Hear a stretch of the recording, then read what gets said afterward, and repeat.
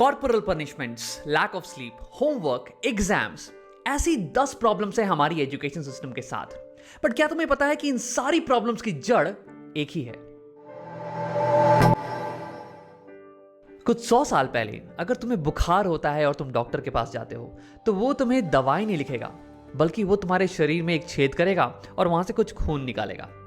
Yes, 100 साल पहले इस प्रोसीजर का नाम था ब्लड लेटिंग और ये एलोपैथी में बहुत ही फेमस थी, क्योंकि डॉक्टर्स मानते थे कि तुम्हारे शरीर की सारी प्रॉब्लम्स वो गंदे खून के कारण होती है और अगर खून निकाल दिया जाए तो फिर तुम ठीक हो जाओगे।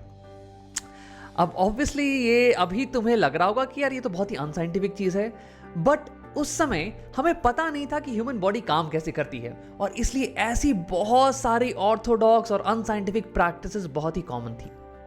अब तुम सोच रहे होगे कि यार राम, तुम इस एजुकेशन की वीडियो में मेडिकल साइंस की बात क्यों कर रहे हो? क्योंकि जैसे 100 साल पहले हमें पता नहीं था कि ह्यूमन बॉडी काम कैसे करती है और इसलिए मेडिकल साइंस कुछ अनसाइंटिफिक प्रैक्टिसेस को लेके आया जिसके कारण बहुत ज्यादा हार्म होता था।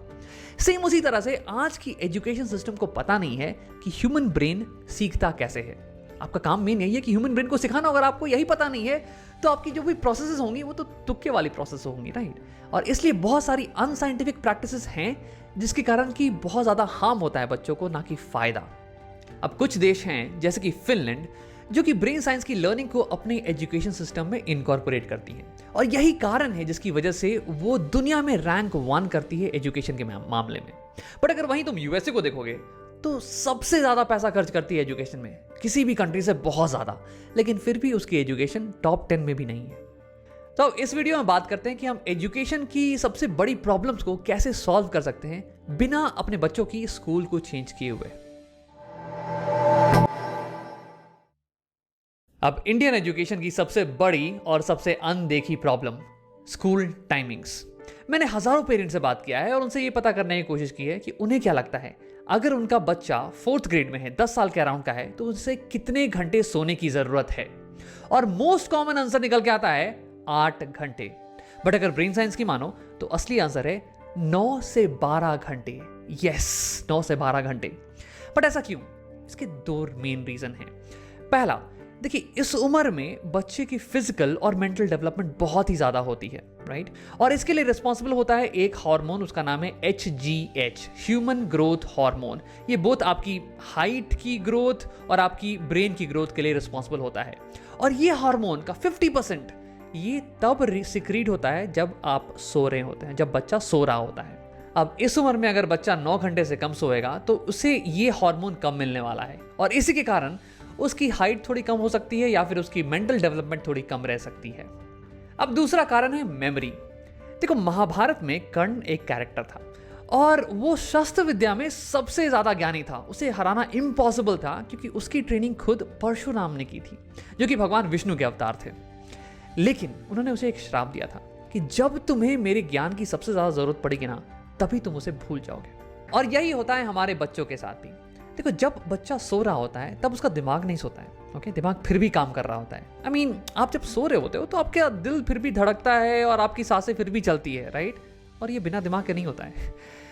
तो अब हो क्या रहा है इसके साथ साथ कि आपका दिमाग दिन भर की सारी लर्निंग्स को ऑर्गेनाइज करने में बिजी है, ताकि अगले दिन जब आपको उसकी जरूरत पड़े तो आप तुरंत उसे एक्सेस कर पाओ, तुरंत उसे यूज कर पाओ। अब क्या ही फायदा अगर आपके पास दुनिया की सबसे बड़ी लाइब्रेरी हो बट सारी किताब इधर उधर फेंके पड़े हों। आपको जिस किताब की जरूरत पड़ेगी आप उसे तुरंत नहीं एक्सेस कर पाओगे। अब इसलिए जिस बच्चे की नींद पूरी नहीं हो पाती है उसे अगले दिन समझने में थोड़ी सी दिक्कत आने वाली है। साथ के साथ जो भी उसने कुछ समझा है उसकी मेमोरी भी कमजोर रहने वाली है। अब यहीं फिनलैंड जैसे देश ये अपने स्कूल्स 9 या 10 बजे के बाद चालू करते हैं ताकि बच्चे की नींद पूरी हो पाए। वहीं अगर इंडिया की बात करो तो यहाँ पे आपको 7 या 7:30 बजे बाहर रोड पे बच्चे बस का वेट करते हुए मिल जाएंगे। 10 साल के बच्चे पेरेंट्स के साथ बस का वेट कर रहे हैं। क्यों? क्योंकि इंडिया में फोकस है स्कूल का ट्रैफिक बीट करने पे, ना कि बच्चे की डेवलपमेंट पे। अब इसे सॉल्व कैसे किया जाए? तो देखो, आसान आंसर तो ये है कि या तो स्कूल बदल लो या फिर अपना घर शिफ्ट कर लो स्कूल के पास में। बट मुझे पता है कि ये करने में बहुत ही डिफिकल्टी आने वाली है। तो बेटर सोल्यूशन ये रहेगा कि आप अपना रूटीन, बच्चे के रूटीन को चेंज करने की कोशिश करें। 6 बजे तक बच्चा डिनर कर लेना चाहिए और 9:30 तक बच्चा बेड पे होना चाहिए। और उसके साथ साथ दिन में एक घंटे का नैप जरूरी है बच्चे के लिए। इस रूटीन की वजह से आपके बच्चे को 9 से 12 घंटे की स्लीप प्रॉपरली मिलेगी और उसकी फिजिकल और ब्रेन डेवलपमेंट दोनों ही अच्छे से होने वाली है। इंडियन एजुकेशन की दूसरी सबसे बड़ी प्रॉब्लम, कॉर्पोरल पनिशमेंट। आज भी बहुत सारे टीचर्स और पेरेंट्स ये मानते हैं कि बच्चे को अगर डिसिप्लिन करना है तो तुरंत की तुरंत फिजिकली पनिश कर दो उनको। इसलिए आपको स्कूल में आज भी छड़ी मिलेगी और लॉन्ग स्केल मिलने वाली है। अब मैंने बहुत सारे ऐसे टीचर्स और पेरेंट्स से बात करने की कोशिश की और ये पता लगाने की कोशिश की कि ऐसा क्यों वो मानते हैं। तो उन्होंने कहा कि राम, अगर बच्चा घर में बदमाशी कर रहा है और तुम्हें उसे तुरंत चुप करवाना है तो बस लगाओ कान के नीचे एक और वहीं के वहीं शांत। अब ब्रेन साइंस भी यही कहता है कि हाँ, शॉर्ट टर्म में तो आपको थोड़ा बेनिफिट दिखने वाला है कि तुरंत की तुरंत बच्चा डिसिप्लिन हो जाने वाला है, करेक्ट, बट लॉन्ग टर्म में आपको बहुत सारे नुकसान दिखने वाले हैं। अब पेरेंट्स उस पर बोले कि यार ये कैसे पॉसिबल है, क्योंकि हमें तो कुछ नहीं हुआ, हमने भी तो मार खाई बचपन में, बट हम तो बिल्कुल के बिल्कुल सही निकले। इनफैक्ट अगर हमें माँ बाप ने नहीं मारा होता तो पता नहीं अभी क्या कर रहे होते, ये जिंदगी होती ही नहीं हमारी। अब देखो, इस सोच में एक दिक्कत है, इसे बोलते हैं सर्वाइवरशिप बायस। बायस मतलब कि एक थिंकिंग मिस्टेक। देखो, एक रजनीकांत था जो कि कंडक्टर था और वो बाद में बन के सुपरस्टार बन गया। अब उसके पीछे पीछे हजारों लाखों कंडक्टर्स ने अपनी जॉब छोड़ दी, अपने घर बार छोड़ दिया और चले गए फिल्म इंडस्ट्री के पीछे, बट वो तो सक्सेसफुल नहीं हुए, उनका क्या? तो यही थिंकिंग मिस्टेक है कि एक दो अगर सक्सेसफुल हो जाते हैं तो वो उन्हें लगता है कि ये प्रोसेस ही बिल्कुल ठीक है, बट नहीं, ऐसी बात नहीं है, प्रोसेस बिल्कुल ही फ्लॉड है। अब देखो, ब्रेन साइंस बताता है कि इसके 3 नुकसान हैं और ये शायद आपको भी होगा। नंबर 1, बच्चे की रिलेशनशिप अपने पेरेंट्स के साथ खराब हो जाती है अगर पेरेंट्स उसे काफी मारते या डांटते हैं। यस, और आपकी भी रिलेशनशिप उतनी अच्छी नहीं होगी अगर आपको मार पड़ी होगी तो। आपको लग रहा होगा कि हाँ ठीक है, अच्छी है, बट अच्छी रिलेशनशिप बहुत ही अलग होती है। और अगर आपको अंदाजा नहीं है तो एनिमल मूवी देख लो, वही होता है डैडी इश्यूज के कारण। नंबर 2, अगर आपको टीचर ने डांटा या मारा होगा तो आपको वो सब्जेक्ट पसंद नहीं आने वाला है, उस सब्जेक्ट में आप ज्यादा कुछ सीख पाने वाले नहीं हो। ज्यादातर हमें जो सब्जेक्ट पसंद आता है वो इसलिए क्योंकि उसके टीचर्स अच्छे होते हैं, और ज्यादातर वो टीचर्स जो कि अच्छे नहीं होते हैं, जो कि ज्यादा डांटते मारते हैं, स्ट्रिक्ट होते हैं, वो सब्जेक्ट हमें उतना पसंद नहीं आता है। Number 3, mental health issues. अगर आपको ज्यादा डांट और मार पड़ी है तो आपकी फ्यूचर में जाके डिप्रेशन और एंजाइटी और ऐसे मेंटल हेल्थ इश्यूज ज्यादा होने की संभावना है। अब ऐसा कैसे? तो खुद याद कीजिए, जब आपको डांट या मार पड़ी तो क्या उसके बाद आप किसी कोने में जाके गौतम बुद्ध की तरह ध्यान में लीन होगे कि यार ऐसा क्यों हुआ मेरे साथ, मुझे क्या करना चाहिए था, मुझे क्या नहीं करना चाहिए था? नहीं, आप बस गुस्से में आग बबूला हो रहे होंगे और बस अपने इमोशंस को कंट्रोल करने की कोशिश कर रहे होंगे, दैट्स इट। और जब इंसान गुस्सा करता है तब उसके बॉडी में एक केमिकल रिलीज होता है, कॉर्टिसोल, और इसका काम होता है कि इंसान को मारने या भागने में मदद करना। और इसलिए आपके हाथ पैर में बहुत ही ज्यादा एनर्जी आ जाती है ताकि आप भाग सकें या फिर मार सकें। और बाकी सारी जो चीजें होती हैं जो कि ज्यादा इंपॉर्टेंट नहीं होती हैं, उससे अटेंशन और एनर्जी दिमाग हटा देता है, जैसे कि सोचने की क्षमता।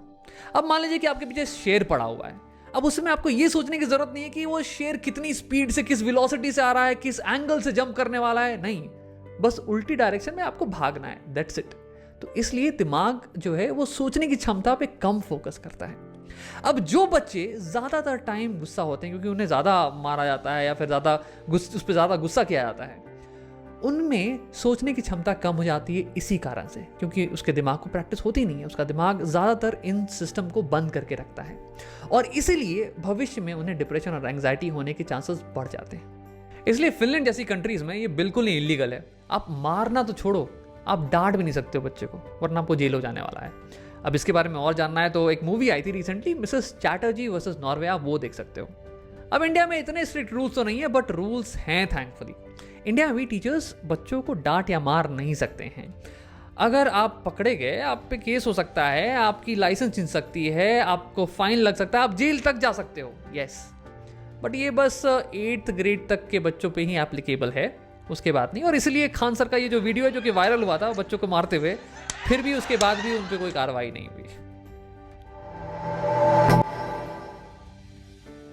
अब इसके बाद पेरेंट्स और टीचर्स मुझसे पूछते हैं कि राम, करें तो क्या करें? अब अगर बच्चा बदमाशी कर रहा है क्लास में या घर में तो कैसे उसे समझाएं? अब देखो, इस पे मैं एक लंबा वीडियो बनाऊंगा और बाद में पब्लिश करूंगा, तो इसलिए सब्सक्राइब और बेल आइकन दबा के रखना। लेकिन शॉर्ट में अगर मैं तुम्हें बताऊं तो वही करो जो कि एक अडल्ट के साथ करते हैं। अब एक बड़ा इंसान अगर कुछ बदमाशी कर रहा होता तो अब उसे तुरंत जाके मारने तो नहीं लगते, राइट? उसे समझने की कोशिश करते या उसे समझाने की कोशिश करते। अब कभी कभी होता क्या है कि इंसान को ज़्यादा गुस्सा आता है और वो इस मेंटल कैपेसिटी में होता नहीं है कि ये कर पाए, तो उस समय या तो आप खुद बाहर चले जाएं या तो बच्चे को बाहर भेजते हैं और अपने रूम में भेजते हैं और बाद में उससे इसी बात पे बात करें, राइट? अब लॉन्ग वीडियो के लिए थोड़ा सा वेट कर लें। अब ये तो थी टॉप 2 प्रॉब्लम्स इंडियन एजुकेशन के सिस्टम में मेरे हिसाब से, और ऐसा इसलिए क्योंकि ये दोनों प्रॉब्लम्स जो है ना, स्लीप की प्रॉब्लम और ये कॉर्पोरल पनिशमेंट की प्रॉब्लम, ये बच्चों की मेंटल हेल्थ पे डायरेक्टली अफेक्ट करती है और इसे ठीक करना, मेंटल हेल्थ को बाद में ठीक करना बहुत ही मुश्किल काम होता है। अब आपके हिसाब से और क्या क्या प्रॉब्लम्स है इंडियन एजुकेशन में, मुझे कमेंट करके बताइएगा। मैं इनकी brain science based solution videos बनाऊंगा।